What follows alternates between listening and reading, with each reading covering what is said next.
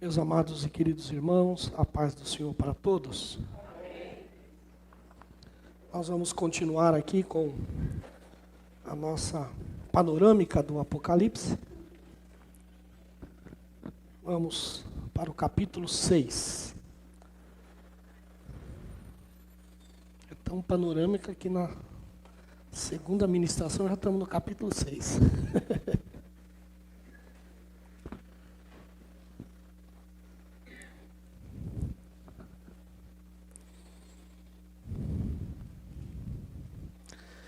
E vi quando o Cordeiro quebrou o primeiro dos 7 selos, e ouvi um dos 4 seres viventes, dizendo como se fosse com voz de trovão: venha! E vi então, e eis um cavalo branco, e seu cavaleiro tinha um arco, e foi-lhe dado uma coroa, e ele saiu vencendo e para vencer. E quando o Cordeiro quebrou o segundo selo, eu ouvi o segundo ser vivente dizendo: venha. Então saiu outro cavalo que era vermelho. E ao seu cavaleiro foi dado poder para tirar a paz da terra e fazer com que os homens matassem uns aos outros. E também foi-lhe dada uma grande espada.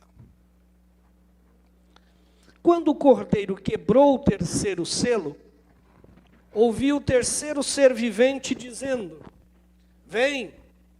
Então olhei um cavalo preto e o seu cavaleiro com uma lança na mão. E ouvi o que parecia uma voz no meio dos 4 seres viventes dizendo: uma medida de trigo por 1 denário, 3 medidas de cevada por 1 denário, e não danifique o azeite e o vinho. E quando o Cordeiro quebrou o 4º selo, eu ouvi a voz do 4º ser vivente dizendo: venha. Então, vi e eis um cavalo amarelo, seu cavaleiro se chamava Morte, e o inferno o estava seguindo. E lhe foi dada a autoridade sobre a 4ª parte da terra para matar, a espada, pela fome, com a mortandade e por meio dos animais selvagens da terra. E quando o Cordeiro quebrou o 5º selo, eu vi debaixo do altar as almas daqueles que tinham sido mortos por causa da palavra de Deus e por causa do testemunho que deram. E eles clamaram em voz forte, dizendo: até quando, ó soberano Senhor, santo e verdadeiro, não julgas, nem vingas o nosso sangue dos que habitam sobre a terra? Então, a cada um deles foi dada uma veste branca, e lhes foi pedido que repousassem ainda por pouco tempo, até que se completasse o número dos seus conservos e seus irmãos, que iam ser mortos, como eles tinham sido. E vi quando o Cordeiro quebrou o 6º selo, houve um grande terremoto, o sol se tornou negro como pano de saco feito de crina, a lua ficou toda vermelha como sangue, e as estrelas dos céus caíram sobre a terra como a figueira deixa cair os figos verdes quando sacudida por um vento forte.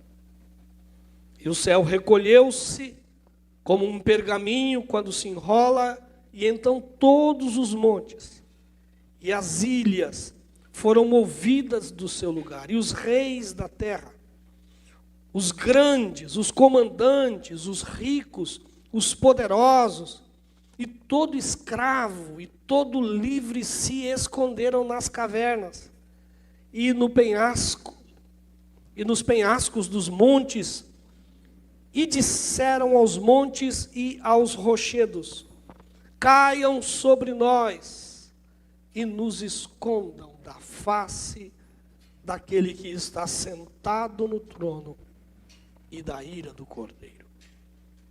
Porque chegou o grande dia da ira deles, e quem poderá subsistir? E depois disso, eu vi 4 anjos em pé, nos 4 cantos da terra, segurando os 4 ventos da terra, para que nenhum vento soprasse sobre a terra, e nem sobre o mar, e nem sobre as árvores, e nem sobre árvore alguma. E vi também outro anjo que subia do nascente do sol, tendo o selo do Deus vivo. E ele gritou com voz bem forte aos quatro anjos, aquele que tinha recebido poder para causar dano à terra e ao mar, dizendo: não danifiquem nem a terra, nem o mar, nem as árvores, até marcarmos com um selo a testa dos servos do nosso Deus. E então ouvi o número dos que foram marcados com o selo. Eram 144 mil de todas as tribos dos filhos de Israel. Da tribo de Judá foram marcados com o selo 12 mil, da tribo de Ruben 12 mil, da tribo de Gade 12 mil, da tribo de Azer 12 mil, da tribo de Naftali 12 mil, da tribo de Manassés 12 mil, da tribo de Simeão 12 mil, da tribo de Levi 12 mil, e da tribo de Isacar 12 mil, da tribo de Zebulon 12 mil, da tribo de José 12 mil, e da tribo de Benjamim foram marcados com o selo 12 mil. E depois dessas coisas, vi, e eis grande multidão que ninguém podia contar, de todas as nações, povos, tribos e línguas, em pé diante do trono e diante do Cordeiro, vestidos de vestes brancas e com ramos de palmeiras nas mãos, e eles clamavam com voz forte, dizendo: ao nosso Deus, que está sentado no trono, e ao Cordeiro, pertence a salvação. E todos os anjos que estavam em pé, rodeando o trono, os anciãos, os 4 seres viventes, e diante do trono se prostraram o seu rosto, e eles adoraram a Deus, dizendo: amém, o louvor, a glória, a sabedoria, as ações de graças, a honra, o poder e a força sejam ao nosso Deus para sempre. E um dos anciãos tomou a palavra e me perguntou: quem são e de onde vieram esses que estão vestidos de branco? E eu respondi: o Senhor sabe. Então ele me disse: estes são os que vêm da grande tribulação, que lavaram as suas vestes e as alvejaram no sangue do Cordeiro. E por isso estão diante do trono de Deus, e o adoram de dia e de noite no seu santuário. E aquele que está assentado no trono estenderá sobre eles seu tabernáculo. Jamais terão fome, nunca mais terão sede, não cairá sobre eles o sol, nem qualquer outro calor forte, pois o Cordeiro, que está no meio do trono, os apacentará e os guiará para as fontes da água da vida. E Deus lhes enxugará dos olhos toda a lágrima. Amém.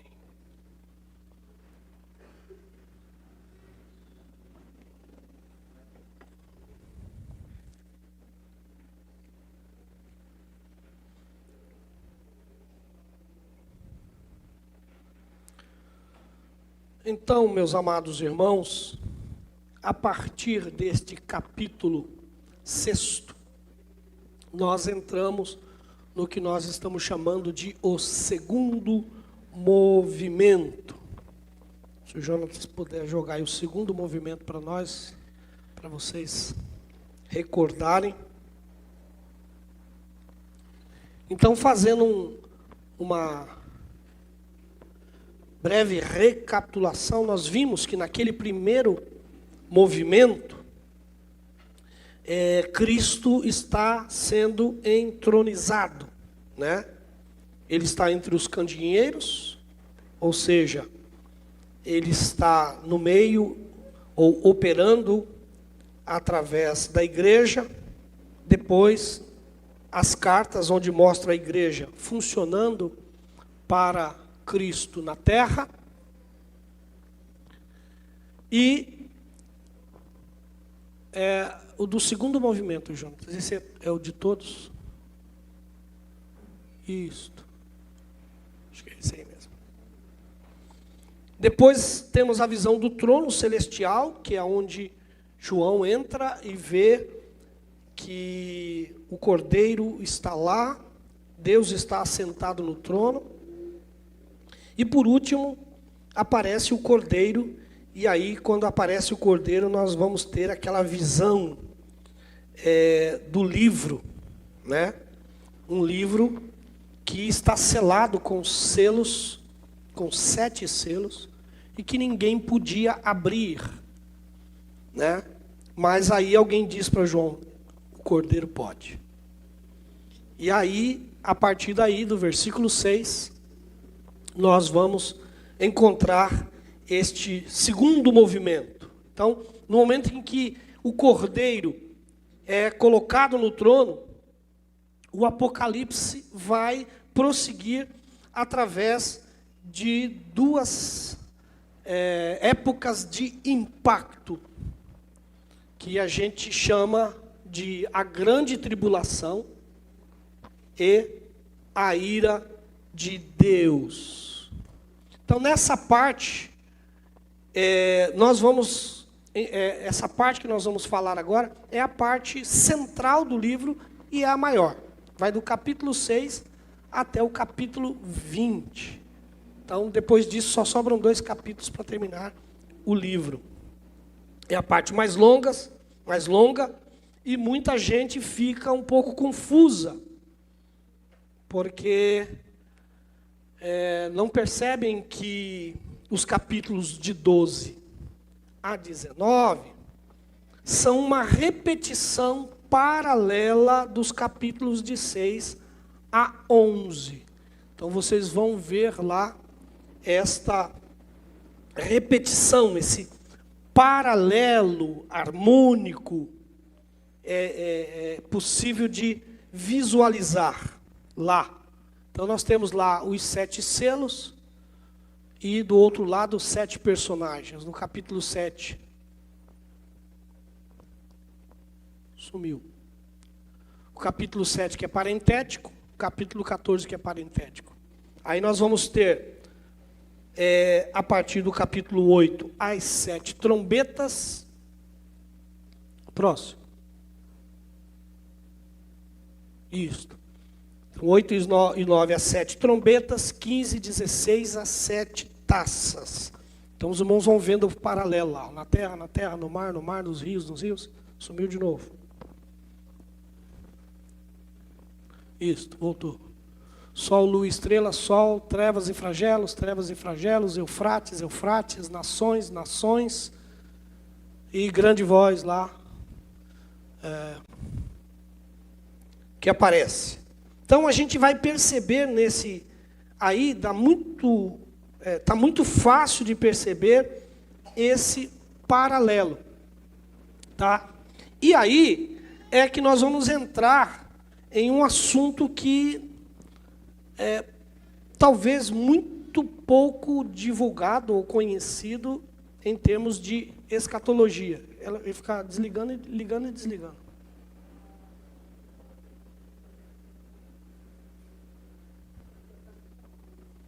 É só ali? Ah, beleza, então tá bom. Eu pensei que os irmãos também estavam tendo o mesmo problema. Que é, o que não se é percebido aqui é exatamente esta pausa entre os 7 selos e as 7 trombetas. Então nós temos lá na primeira, no capítulo 6, os 7 selos, e a partir do capítulo 8, as 7 trombetas. Mas entre o capítulo 6 e o capítulo 8, nós temos o capítulo 7, que ele faz uma pausa aí, entre os selos e a trombeta. E na coluna do lado, é a mesma coisa. Nós temos os 7 personagens no capítulo 12 e 13, as 7 taças que começa no capítulo 15, e no meio temos o capítulo 14, que é 7 mais 7. É uma pausa. É um parênteses, né? E qual é a razão desta pausa entre os selos e as trombetas e antes das taças? A verdade é que este intervalo é para marcar uma distinção entre 2 estágios da crise do fim dos tempos. Um que nós chamamos de a grande tribulação e o outro que nós chamamos de a ira de Deus. São momentos diferentes no final. E a gente se esquece desse momento da ira de Deus. Então a gente pega todo esse período como se fosse a grande tribulação. Mas nós vamos ver que nós temos a grande tribulação e temos um outro momento, um outro período chamado a ira de Deus. Então, em alguns momentos das Escrituras, nós vamos encontrar algumas exposições da escatologia do Novo Testamento, esta questão. Como Mateus 24, né? Que vai nos ajudar muito a esclarecer isto. E aí o seguinte, aqui nós temos que tocar num assunto polêmico, que é se a igreja passa ou não pela grande tribulação. O maior argumento dos escatologistas para dizer que a igreja não passa pela grande tribulação é o fato de não admitir que Deus possa infringir na sua igreja, no seu povo, um sofrimento igual a este. Inclusive, eles vão usar Apocalipse, eu acho que é 3:8, se não me falha a memória, eu sou ruim para esse negócio de referência, onde diz assim: porque você guardou a palavra da minha paciência, eu te guardarei da tentação que há de vir sobre todo mundo. Então, com base nisso, disse, olha, a igreja não vai sofrer nenhum processo de tribulação. Olha, isso não seria sui generis na história da igreja. Seria algo inédito na história da igreja. A igreja nasceu com perseguição. 3:10, né? 3:10. A igreja nasceu debaixo de perseguição. Cristo foi perseguido e morto. Os apóstolos foram perseguidos e mortos. A partir dali, nós vamos sofrer perseguições do judaísmo, perseguições imperiais. E as perseguições, elas cessam, assim, vamos dizer, veladamente ou numa proporção muito grande, depois da instituição do cristianismo como religião oficial do Estado romano, por Constantino. Então aí a igreja deixa de ser perseguida e ela vai crescendo dentro do império a ponto de ela mandar. Chega um momento que, se o imperador não obedecer o Papa, eles excomungam o imperador e ninguém obedece o imperador, mas obedece o Papa. Foi o pior momento da igreja, porque essa não é a função da igreja na terra, né? Governar assim, desta forma. Mas o que eu quero dizer com isso é que a igreja sempre sofreu. Aí você fala, mas hoje, pastor, a igreja está em paz. Aqui. Mas há uns 2 anos atrás, ou 3 anos atrás, se eu não me engano, a gente estava recebendo aquelas imagens na internet daquele grupo árabe, né? O Estado Islâmico, o ISIS, e eles estavam fazendo o quê? Matando cristãos. Enfileiravam assim, pá, pá, pá, pá, pá. E punham na internet. Punham eles numa gaiola, tacavam fogo. Punham o vídeo na internet. Então agora nós estamos aqui em paz, tratando de estudar a palavra de Deus, tem cristãos sendo perseguidos e mortos em algum lugar do mundo. A igreja sempre foi perseguida. Aí quando a gente fala da grande tribulação, a igreja não pode sofrer. O argumento seria de que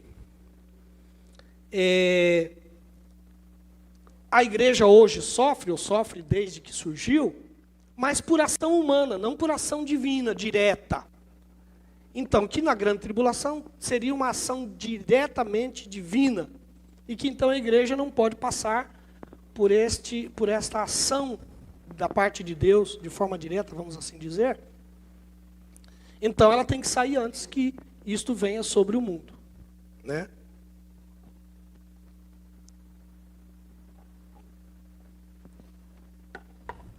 Mas nós vamos descobrir que nem todo o período de sofrimento é uma ação direta de Deus.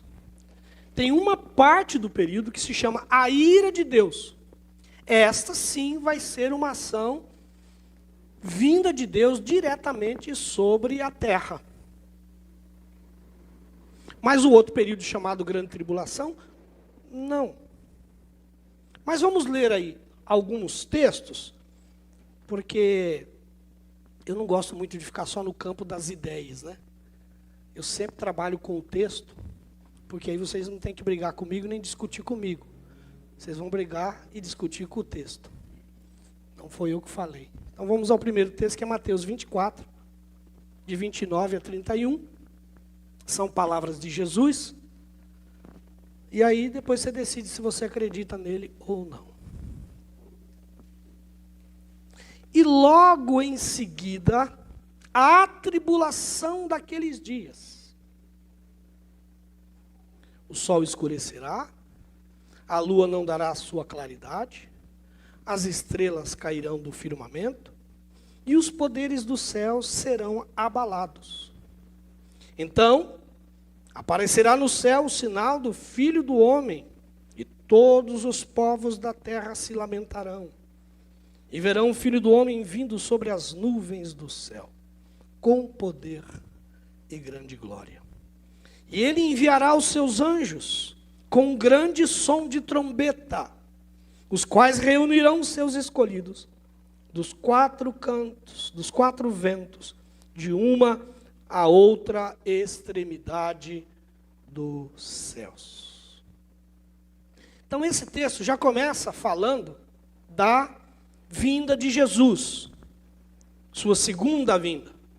E ela acontece logo após ou em seguida a tribulação daqueles dias, que é o período que nós vamos chamar aí, que o pessoal chama de grande tribulação. Tá? Então aquela vinda gloriosa com sinais nos céus, os povos da terra se lamentando, nós lemos esse texto também aqui em Apocalipse. E aí diz o seguinte, o que ele diz que ele vem? Quando ele vem, o que ele vai fazer? Ele enviará os seus anjos com grande som de trombeta, os quais reunirão os seus escolhidos, os 4 ventos de uma a outra extremidade dos céus. Então os escolhidos estão aqui. Porque ele só vai reunir os escolhidos nesta vinda. É nessa vinda que ele vai enviar os anjos. Qual o paralelo? Um outro paralelo disto. Um outro paralelo disto é a parábola do joio e do trigo. Eu esqueci de colocar aqui o texto, mas todos, mais ou menos, vocês se lembram da parábola do joio e do trigo. Diz que o homem plantou sua plantação de trigo, veio o inimigo, semeou o joio. Quando cresceu, os trabalhadores perceberam. Eles disseram assim: Senhor, o senhor semeou o joio lá no meio do trigo? Eu disse: não, esse foi o inimigo. Diz: o senhor quer que nós arranquemos? Porque se vocês forem arrancar, pode, na hora de arrancar o joio, arrancar também o trigo. E o que nós vamos fazer? Não, deixa lá. Deixa os dois crescerem juntos. Quando for a colheita, os ceifeiros, eles vão cortar e depois separar o joio do trigo. O joio será queimado e o trigo será levado para o celeiro. Muito bem. O próprio Jesus, graças a Deus, dá a interpretação da parábola. Porque tem parábola que Jesus não dá interpretação. Aí, às vezes, alguém poderia dizer assim: mas essa é a sua maneira de ver a parábola. Mas essa aqui o próprio Jesus dá a interpretação. Aí Jesus disse assim, olha, e é bom que a gente observe bem detalhes, porque, por exemplo, tem gente falando que na igreja tem joio e tem trigo. Não é isso que Jesus disse. Ele não disse que o campo é a igreja, e que na igreja tem joio e trigo. Ele diz: o campo é o mundo, não a igreja. O campo é o mundo. No mundo existe trigo e joio. O trigo são os filhos do reino, que é a igreja. O joio são os filhos do maligno, que são os que não são salvos. Essa é a parábola. Então, no mundo nós temos a igreja e os que não fazem parte da igreja. Aí vem a pergunta: tira alguém antes? Não. Fiquem até o dia da colheita. Quando é a colheita? Jesus dá a interpretação. Diz: a colheita é o fim do mundo. Até lá ninguém sai.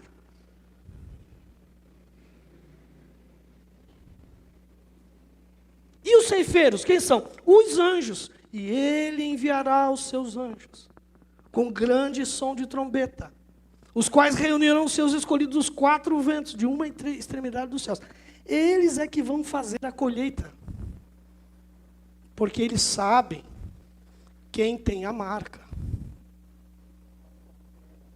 Quem tem o selo.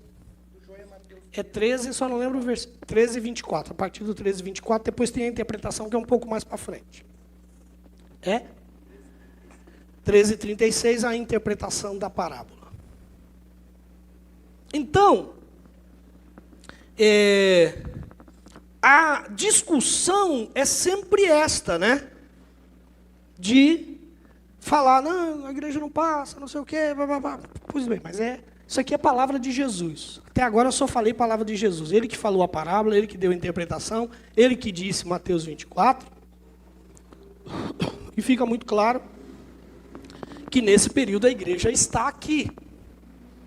Uma outra pergunta que a gente pode fazer sobre isto é: no período da grande tribulação não tem uma marca da besta? A besta vai marcar as pessoas? Quem não tiver a marca não compra, não vende, não negocia e tal. Mais ou menos que nem o passaporte sanitário aí.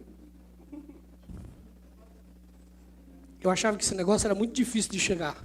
Na pandemia eu descobri que o sinal da besta fica muito fácil de chegar, de acontecer da noite para o dia. Quando começaram a dizer: não, quem não tiver a vacina, passaporte da vacina, não entra no mercado, não entra no hospital, não entra no ônibus, não entra na empresa. Rapidamente parecia que tudo era possível de acontecer. Eu fiquei meio assustado com esse negócio. Percebe que estava muito longe assim, né? Então, mas a Bíblia diz, o Apocalipse diz que tem um grupo, umas pessoas que não aceitam o sinal da besta. Quem são esses? Os escolhidos. Os escolhidos. Então eles estão lá. Nós lemos aqui no capítulo 6 que João viu uma grande multidão e o anjo pergunta para ele assim: quem são esses e de onde vêm? Estes são os que vieram da onde? Da grande tribulação. Ah, mas é um grupinho que ficou na grande tribulação. Não, meu irmão, não é um grupinho. Diz que é uma multidão que não se podia contar, de todas as nações, tribos, raças e línguas, que vieram da grande tribulação. Está lá no texto. Você pode não gostar da minha ideia, mas quando você chegar em casa, você vai ler o texto.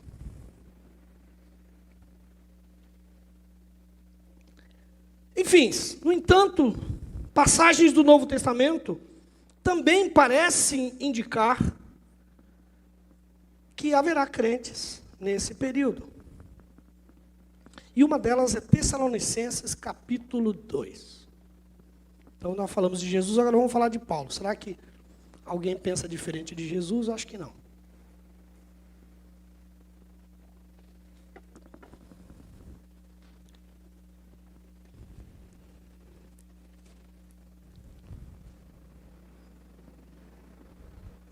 E, assim, são textos que eu estou falando para os irmãos que o que às vezes acontece conosco é só a falta de uma boa leitura e entender o que está escrito. Porque está aí, não fui eu que escrevi, está aí desde que a Bíblia foi escrita. Né? 2:1. Irmãos, no que diz respeito à vinda do Senhor Jesus Cristo, olha o Senhor Jesus Cristo vindo aqui na minha mão esquerda. 2 Tessalonicenses 2:1. No que diz respeito à vinda do Senhor Jesus Cristo e a nossa reunião com Ele. O que é isso? É o arrebatamento da igreja. Jesus vem e nós vamos nos reunir com Ele. Não é assim que a Bíblia diz? Que Ele vai aparecer, os mortos ressuscitarão primeiro, nós os vivos seremos e encontraremos com o Senhor nos ares. Pedimos que vocês, é um pedido do apóstolo Paulo, não se deixem demover facilmente do seu modo de pensar. Não fiquem perturbados, quer por espírito, quer por palavra, quer por carta, como se procedessem de nós. Então, Paulo está se referindo a documentos que foram escritos naqueles dias, que alguém falsificava, escrevia e punha que era Paulo. Uma carta, ele diz, ou Paulo, ou um dos apóstolos, ou por carta, como se procedessem de nós. Então ele diz assim, olha, eu não quero que vocês mudem a maneira de vocês pensar. Nem que seja um documento, uma carta que vai aí dizendo que foi o Paulo, foi o Pedro, foi não sei o quê. E qual é o problema desse conteúdo? Dando a entender que o dia do Senhor já chegou. Ou seja, naqueles dias tinha documentos circulando dizendo que Jesus já tinha vindo. Tinha voltado novamente. Era uma expectativa daqueles primeiros crentes, era de muitos deles, de que Jesus voltaria muito rapidamente. Alguns advogam até que eles vendiam as propriedades, porque diziam, não vai precisar disso, Jesus já vai voltar. Vai plantar o reino e aí nós vamos comandar tudo aqui. Ninguém, de modo nenhum, os engane. Porque isto não acontecerá sem que primeiro venha a apostasia. Palavras do apóstolo Paulo. Esta vinda do Senhor e a nossa reunião com Ele não acontecerá sem que primeiro venha a apostasia.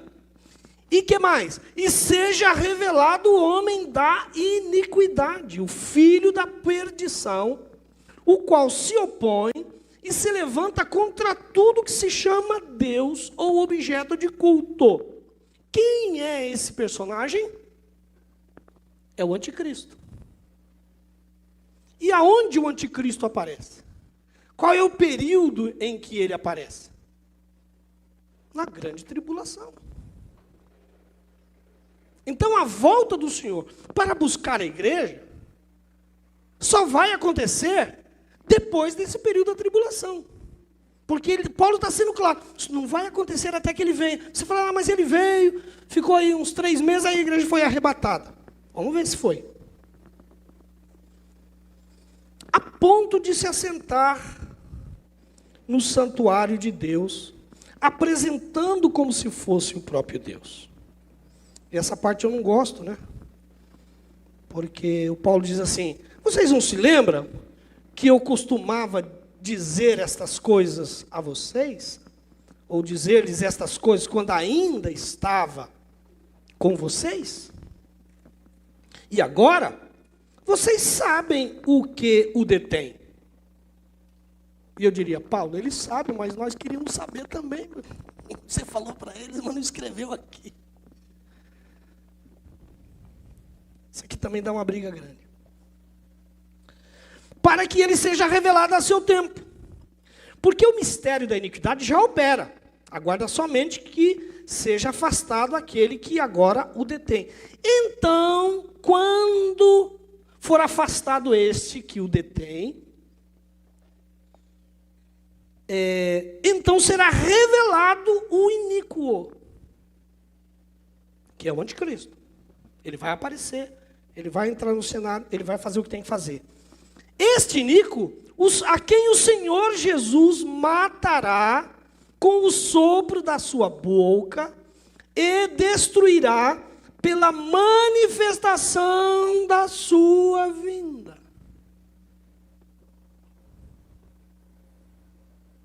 Então o anticristo só morre quando Jesus vier buscar a igreja. Então, durante o período do anticristo, a igreja está aqui. Isso está muito claro. Ora, o aparecimento do iníquo é segundo a ação de Satanás, com todo o poder, sinais, prodígios da mentira, todo engano de injustiça aos que estão perecendo, porque não acolheram o amor da verdade para serem salvos. E por esse motivo que Deus lhes envia a operação do erro, para darem crédito à mentira, a fim de serem condenados todos os que não creram na verdade, mas tiveram prazer na injustiça. Bom, acho que está muito claro que no período da tribulação nós estamos aqui. Mas fica o detalhe. E como é que Deus vai castigar a igreja? Quando for castigar os ímpios, vai castigar o justo também?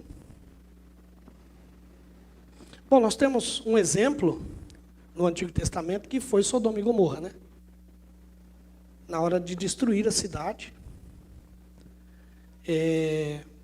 Deus envia os anjos que tiram Ló e a sua família de Sodoma e então destrói a cidade. Porém, a Bíblia diz que o justo Ló sofria todos os dias em Sodoma. Ele passa um período sofrendo lá, mas na hora que Deus vai destruir, Deus vai lá e tira.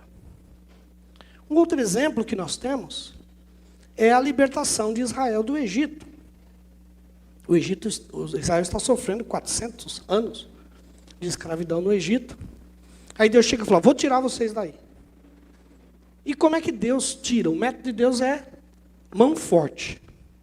Sinais, prodígios, para que aqueles povos soubessem que Deus era um Deus poderoso. Deus que comandava a natureza e tal. E aí ele vai enviar sobre o Egito quantas pragas? 10 pragas. Alunos aplicados, 10 pragas. E quando ele enviou as 10 pragas, ele tirou Israel do Egito? Para depois enviar as pragas? Não, ele enviou as pragas com o povo lá no Egito. Não foi?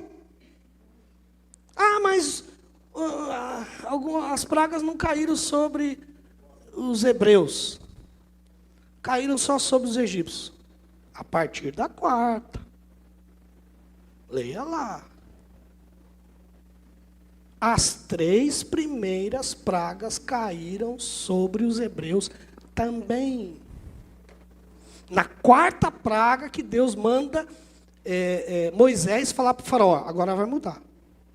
Eu vou fazer separação entre o meu povo e o teu povo. Agora o teu povo sofre e o meu não.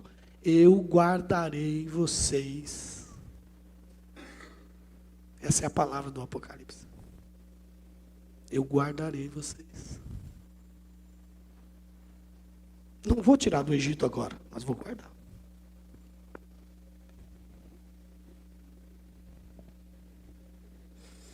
Então, quando eu estou falando aqui de grande tribulação e ira do Cordeiro, eu estou definindo que há um período de tribulação que vem sobre toda a humanidade. Mas vai haver um momento específico em que Deus, isso é lá nas taças. Tem as taças aí? Deixa eu subir aqui só para ver o capítulo que ela está. As taças é capítulo 15 e 16.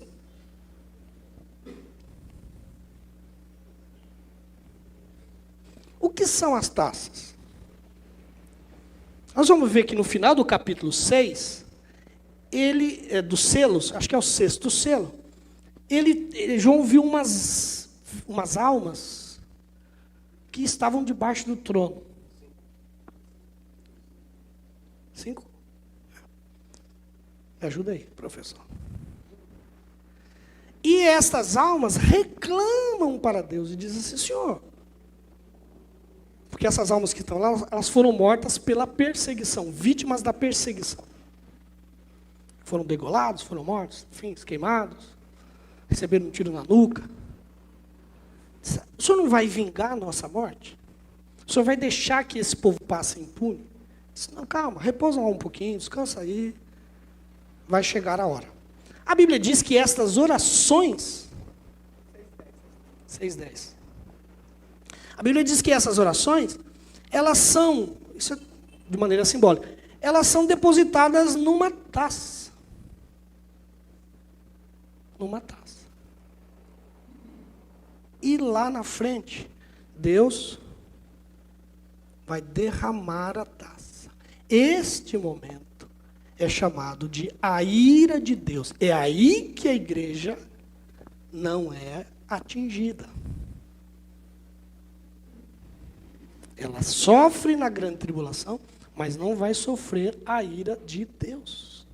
Porque Deus prometeu que livraria a igreja desse momento. Esse momento é um momento em que ele vai responder às orações milenares de todos aqueles que morreram. Então nós aprendemos algumas coisas aqui até agora. Primeiro, quem está assentado no trono e o Cordeiro são adorados por todo o universo. A história não está sem controle, sem leme. Deus está reinando. Segundo, que ele tem o livro.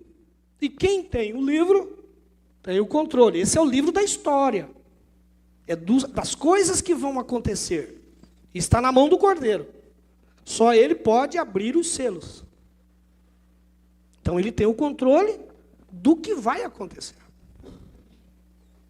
Terceiro, os eventos do juízo não acontecem sem o controle e a permissão de Deus. Tudo acontece porque ele conhece, determina, permite e controla.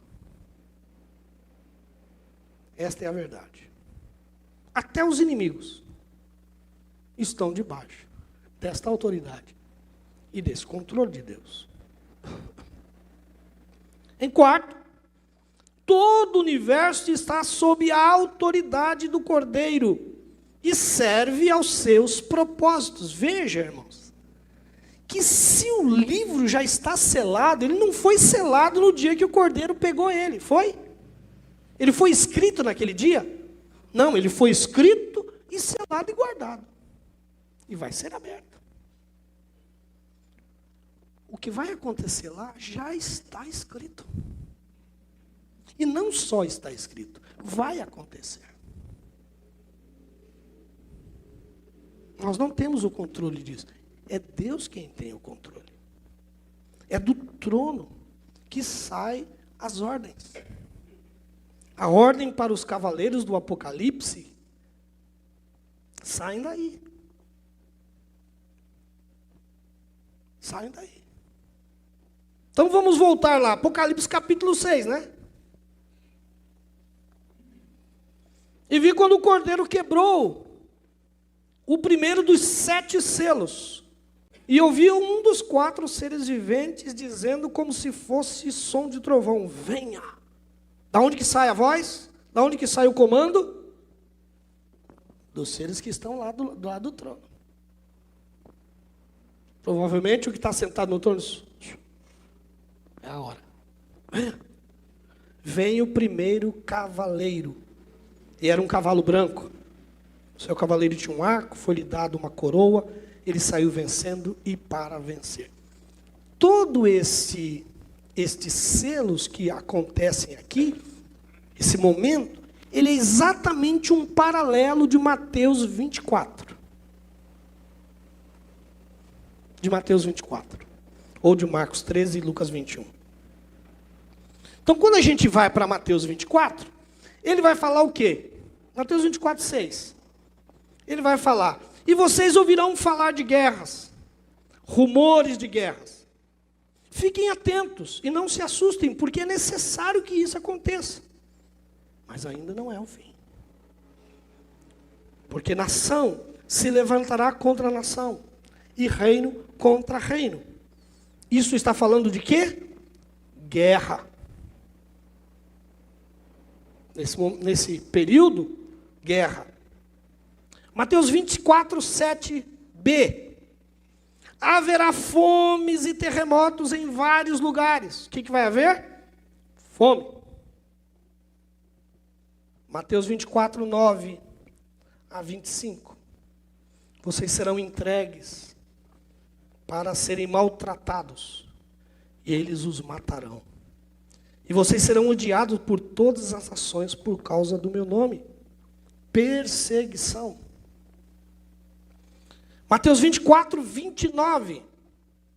Logo em seguida a tribulação daqueles dias, o sol escurecerá, a lua não dará a sua claridade, as estrelas cairão do firmamento e os poderes do céu serão abalados.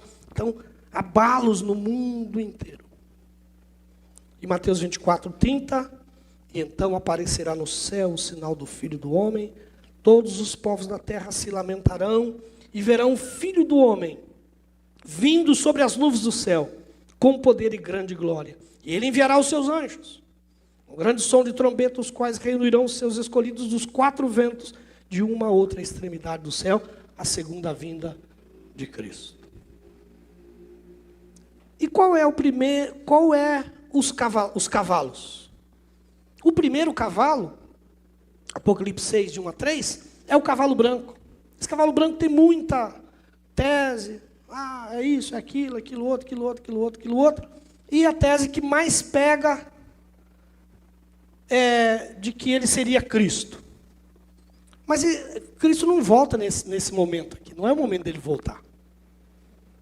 Então, eu particularmente, agora aqui é tese, né? Não tem Jesus explicando aqui o que é o cavalo branco. Para mim, esse cavalo branco é o anticristo. Parece Jesus. Tem uma espada, tem uma coroa, tem um cavalo branco. Ele sai para vencer, vai vencer, mas ele não é. Não é. O verdadeiro vai aparecer lá na frente. Ele tem uma inscrição na coxa: Rei dos Reis e Senhor dos Senhores. Esse é o verdadeiro. Tem a marca. Esse não tem. Esse é o anticristo. O cavalo vermelho é uma figura de perseguição religiosa e de guerra. Está em Apocalipse 6, 4. E saiu outro cavalo que era vermelho.